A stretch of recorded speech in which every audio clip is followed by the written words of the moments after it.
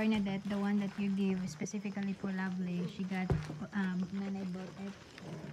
And then that one is from sakto ni mo Lovely? Yes. It fit in so Lovely. Iso ko daw tali din.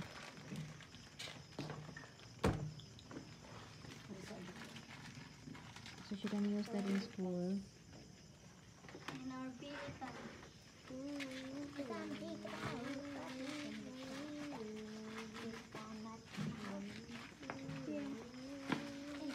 So sakto. So she can use that on PE time. So kinsa to'y pasalamatan Lovely?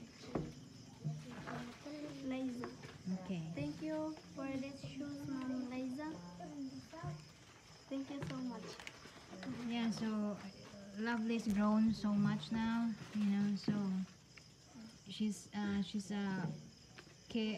been a growing kid with a brave personality, you know, so it's been very very sad in her life in the last few days. Anong masulubon man ang imuhang mga niaging adlaw? Because my father is dead Why, what happened? in her high blood. So how did you cope up? How did you release the pain? How did you I can say to myself that I will study hard for our family.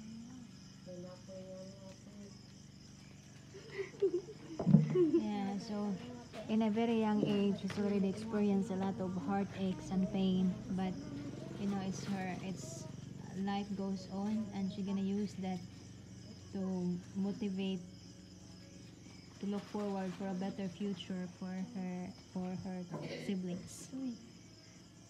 Yeah, we're very sad for that news. Because in that very young age, she's already experienced the kind of